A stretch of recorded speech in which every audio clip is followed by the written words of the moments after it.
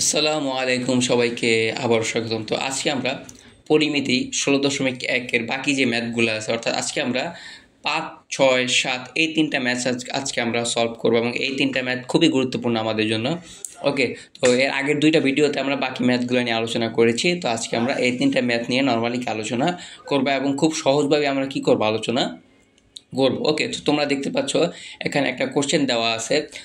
কোশ্চেনটা হচ্ছে একটি সমবাহু ত্রিভুজের এখানে দেখতে পাচ্ছ একটি সমবাহু ত্রিভুজ বলতে কি বোঝায়, যার তিনটা বাহু কি থাকবে, নর্মালি সমান হবে। অর্থাৎ ধরো যে এই যে একটা সমবাহু ত্রিভুজ, হ্যাঁ, এর তিনটা বাহু সমান, মানে এটা যদি 2 মিটার হয় এটাও 2 মিটার হবে, এটাও কি 2 মিটার হবে। সমবাহু মানে হচ্ছে তিনটা বাহু কি হবে, আমাদের সমান হবে। প্রত্যেক বাহুর দৈর্ঘ্য 2 মিটার বাড়ালে এর ক্ষেত্রফল 6√3 বর্গমিটার বেড়ে যায়। ত্রিভুজটির বাহুর দৈর্ঘ্য নির্ণয় করো। তো এখানে বলছে প্রত্যেক বাহুর দৈর্ঘ্য 2 মিটার বাড়ালে। ওকে, মানে এখানে হচ্ছে দুইটা সমবাহু ত্রিভুজ। তো প্রথম অবস্থায় আমরা কি করব, ধরে নিব যে একটা সমবাহু ত্রিভুজের বাহু যেগুলো আছে, যেহেতু বাহু সবগুলো সমান, তাহলে যে কোনো একটা জিনিস কী করবো, আমরা ধরে নিব। কীরকম ধরে নিব দেখি তাহলে। ধরি সমবাহু ত্রিভুজের বাহুর দৈর্ঘ্য এ। সমবাহু ত্রিভুজের বাহুর দৈর্ঘ্য কী হবে, আমাদের এ হবে। আচ্ছা, এটা বলতে কী বোঝায়, একটু কলম দিয়ে আমরা দেখি। ধরো যে এই সমবাহু ত্রিভুজটা, ওকে, ভিতরে যেটা আছে, ভিতরে যে কালো কালারটা আছে, এটা একটা সমবাহু ত্রিভুজ। তো এটার দৈর্ঘ্য আমরা কী ধরলাম, এ ধরলাম, কিন্তু আমরা এ। ওকে, এটার দৈর্ঘ্য আমরা কী ধরলাম, এ। তাহলে এটা এ যদি হয় তাহলে এটাও হবে এ, আবার এটাও কী হবে, আমাদের এ। এই তো এইটা ধরে নেব সমবাহু ত্রিভুজ। এটা কোন অবস্থায়, স্বাভাবিক অবস্থায়, অর্থাৎ আমরা কখনো এই সমবাহু ত্রিভুজটা বাড়াই নাই, কমাই নাই। ওকে, একদম নর্মাল অবস্থায় সমবাহু ত্রিভুজ ধরে নিব কি আমরা এ। তাহলে এটা যদি ধরে নেই তাহলে খেয়াল করো, আমরা জানি যে সমবাহু ত্রিভুজের ক্ষেত্রফলের যে সূত্রটা, তাহলে আমরা জানি কি, √3/4 a স্কোয়ার। √3/4 কি আমাদের এ স্কোয়ার। আচ্ছা, যেখানে এটা কি, এটা হচ্ছে আমাদের কি, সমবাহু ত্রিভুজের বাহুর দৈর্ঘ্য। ওকে, এটা কোন অবস্থায়, এটা হচ্ছে স্বাভাবিক অবস্থায়, যখন আমরা একটা সমবাহু ত্রিভুজের যে দৈর্ঘ্যগুলো আছে বা যে ইয়াগুলো আছে ওগুলো কী করে আমরা নর্মালি বাড়াই কমাই নাই, স্বাভাবিক অবস্থায়। আচ্ছা, এখন কোশ্চেনে কি বলছে দেখো, যে প্রত্যেক বাহুর দৈর্ঘ্য 2 মিটার বাড়ালে। ওকে, প্রত্যেক বাহুর দৈর্ঘ্য কয় মিটার বাড়ালে, 2 মিটার করে বাড়ালে। আচ্ছা, 2 মিটার করে বাড়ালে কীরকম হয়, এটা হচ্ছে স্বাভাবিক এ। 2 মিটার বাড়ালে বলতে আগে যেটা ছিল ওইটা সহ কয় মিটার বাড়াইছে আমরা, 2 মিটার। তাহলে এই যে আরেকটা সমবাহু ত্রিভুজ তোমরা দেখতে পাচ্ছ, এই যে এই কালারটা, বাদামি কালারটা, তাহলে এটার দৈর্ঘ্য কী হবে, নর্মালি এ প্লাস কত হবে, 2, তাই না? তাহলে এটাও কত হবে আমাদের, এ প্লাস কত, 2। এই আর নিচেরটাও কত হবে আমাদের, এ প্লাস 2, সেম। কেন এ প্লাস 2 হলো, কারণ আগে সমবাহু ত্রিভুজের দৈর্ঘ্যটা ছিল এ, পরে কয় মিটার বাড়াইছি, 2 মিটার বাড়াইছি। তাহলে আগেরটা 2 মিটার কী হবে, যোগ হবে। সাপোজ এরকম ধরো যে মাঝখানে যেটা আছে, যে এই যে এখানে যেটা আছে, এই যে এই ত্রিভুজটা দৈর্ঘ্য ধরো 4, তাহলে 2 মিটার বাড়াইছি, তাহলে মোট কত হবে, 6। এই তাহলে জিনিসটা হচ্ছে এরকম। তাহলে আগে ছিল এ, এখন কয় মিটার বাড়াইছে, 2, তাহলে কী হবে, এ প্লাস 2। আচ্ছা, যেহেতু এখানে আমাদের ক্ষেত্রফলের সূত্র হচ্ছে √3/4 a স্কোয়ার, কি আমাদের √3/4 a স্কোয়ার, এবং এটা কি বাহুর দৈর্ঘ্য। এখন দ্বিতীয় ক্ষেত্রে, অর্থাৎ দ্বিতীয় যে ত্রিভুজটা আছে সমবাহু ত্রিভুজ, তার ক্ষেত্রে কি হবে, এই এর জায়গায় কি হবে, আমাদের a প্লাস 2 হবে। আমরা তো জানি নর্মালি সূত্র হচ্ছে বাহু স্কোয়ার। তাহলে প্রথম ক্ষেত্রের বাহু হচ্ছে এ, দ্বিতীয় ক্ষেত্রের বাহুটা কি হবে, 2 মিটার বেড়ে গেছে, তাহলে কি হবে, a প্লাস 2 হোল স্কোয়ার। চলো তাহলে দেখি কীরকম হয়। এই যে 2 মিটার বাড়ানোর পরে ক্ষেত্রফল হবে, এই দেখো, √3/4 a প্লাস 2 হোল স্কোয়ার বর্গ মিটার। আমরা কিচ্ছু করি নাই, আমরা প্রথম অবস্থায় ক্ষেত্রফলের সূত্র বসেছি, যখন 2 মিটার বাড়েছি তখন কি আমাদের ক্ষেত্রফলের সূত্র বসিয়েছি। এখন দেখো প্রশ্ন মতে তাহলে কী লেখা যায়, প্রশ্ন মতে লিখতে পারি আমরা। দেখো এখানে ত্রিভুজ কয়টা, এখানে 2টা। একটা হচ্ছে √3/4 a স্কোয়ার, এই যে এটুক একটা ত্রিভুজ, আর পরে যখন 2 মিটার বাড়াইছে এরকম একটা ত্রিভুজ।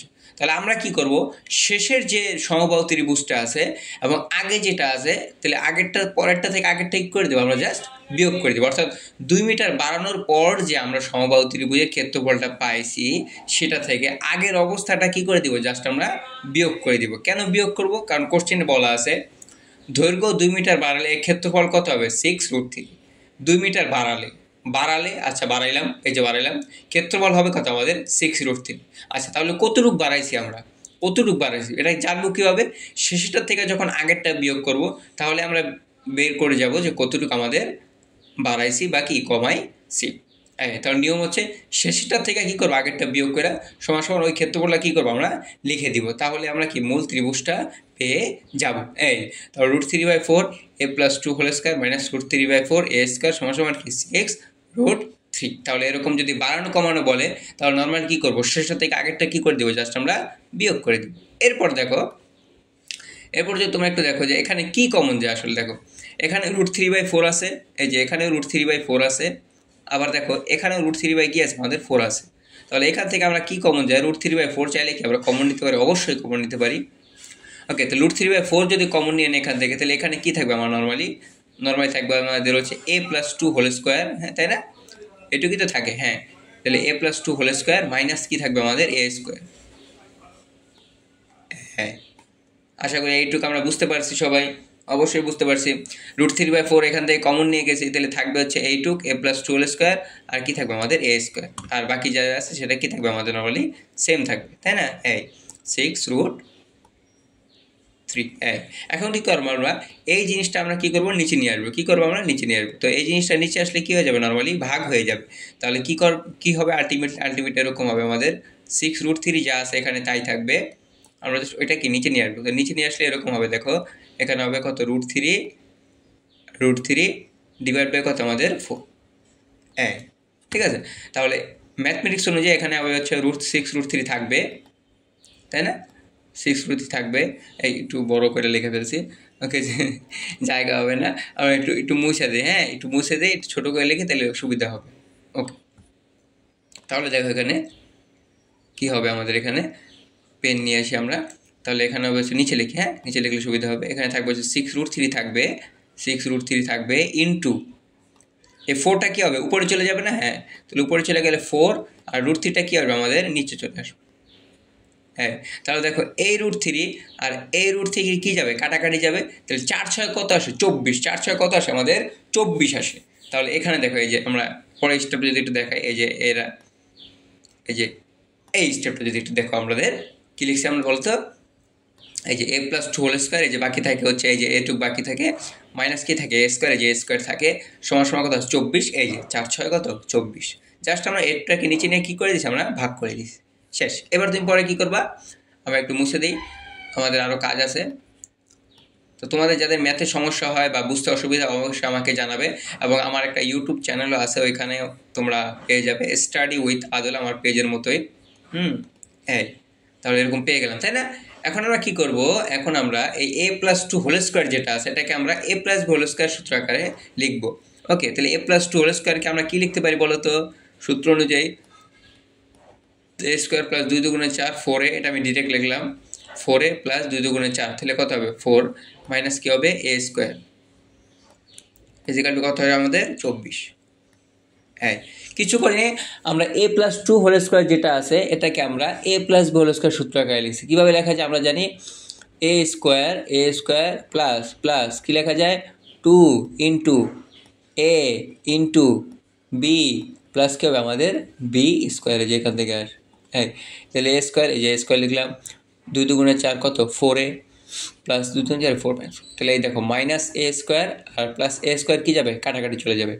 তাহলে এই 4টাকে আমরা এখানে নিয়ে আসবো। ওকে, তাহলে কী আসবে, তাহলে 4টাকে যদি এই পাশে নিয়ে আসি তাহলে কী থাকে, দেখো 4a সমান 24 মাইনাস কত থাকে আমাদের 4 থাকে, তাহলে 4a ইকুয়াল টু কত থাকে আমাদের 20 থাকে, কত থাকে আমাদের 20। তাহলে চলো আমরা দেখি, তাহলে এর মান কত পাই বলো, এর মান কত হয় বাচ্চাদের মতো, এই যে 4a + 4 সমান কত 24।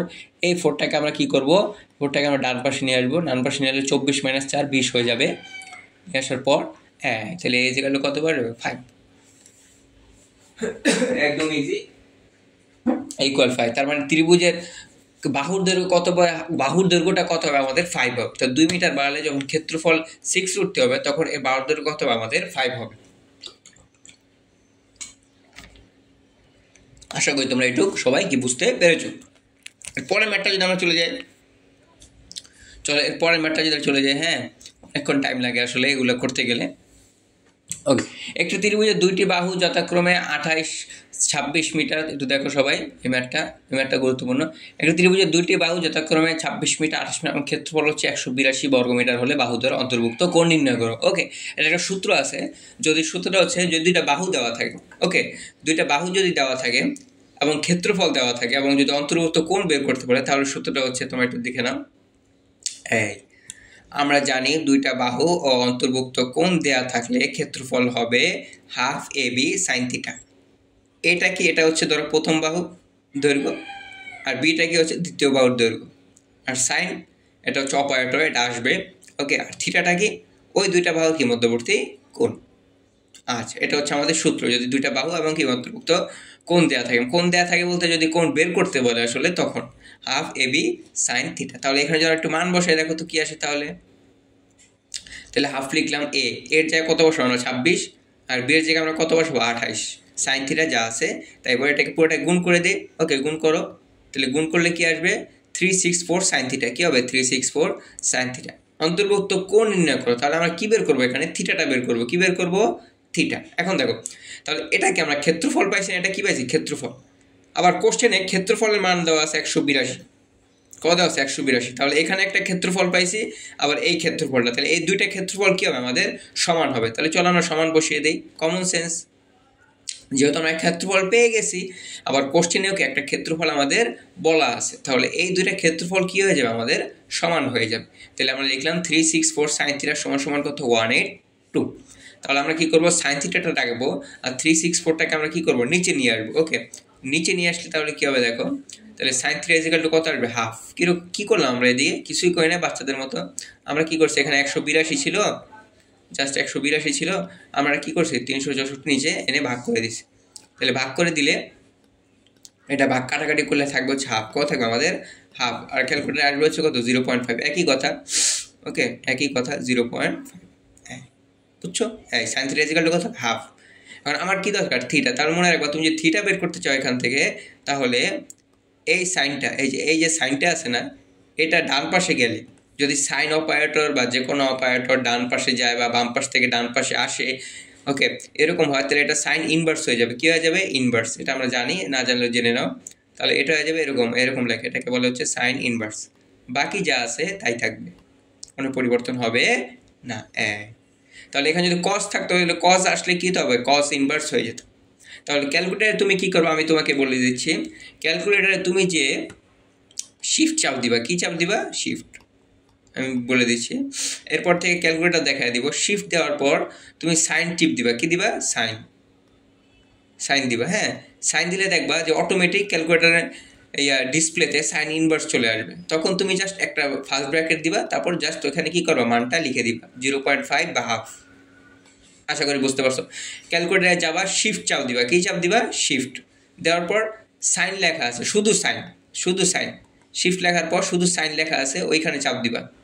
চাপ দিলে অটোমেটিক তোমার ডিসপ্লেতে সাইন ইনভার্স চলে আসবে। ওইখান থেকে ব্র্যাকেট দিয়ে, ফার্স্ট ব্র্যাকেট দিয়ে 0.5 লিখবা।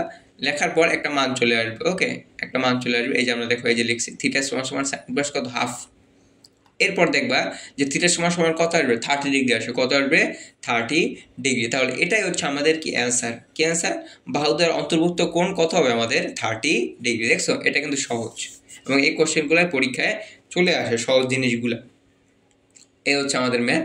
এরপরে আমরা আরেকটা ম্যাথ দেখবো, এবং এটা হচ্ছে তোমাদের থাকবে HW। কি থাকবে আমাদের? HW। এই যে দেখো কি বলা আছে, একটু আমরা দেখি, একটু বলে দিচ্ছি আমরা কি বলা আছে, একটু দেখি।